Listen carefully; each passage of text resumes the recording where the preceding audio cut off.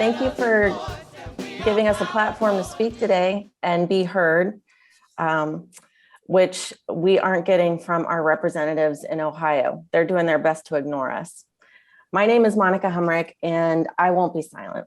I live in Butler County, Ohio, where over 900 people have died of COVID-19.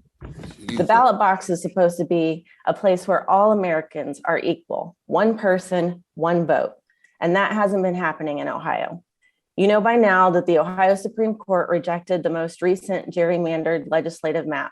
In 2018, 74% of voters in Ohio approved an amendment to the state constitution to build in transparency and bipartisanship in the redistricting process.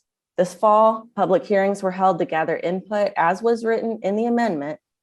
And even though the public hearings were announced at the last minute, did not allow for online participation during a pandemic and took place midday during the week, rooms all over the state were overflowing with people who felt strongly about ensuring fair maps to keep our community's interest intact.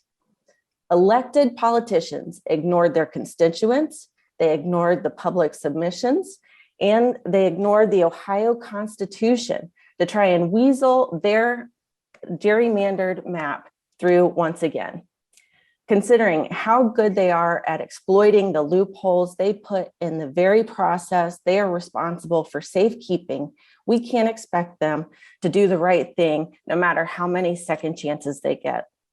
Over 3 million poor and low wealth voters in Ohio can't afford to be silent.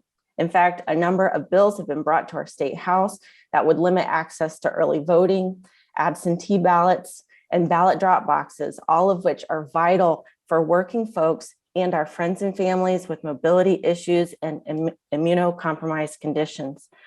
Our representatives are supposed to be representing us, and yet they are purposefully ignoring the will of the people.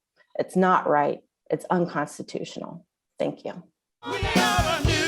We welcome you to the launch of the Mass Poor People's Low Wage Assembly and Moral March on Washington, D.C., June 18, 2022. And we need to do it with the biggest actions possible. Because we know the only scarcity is the moral will to do what's right.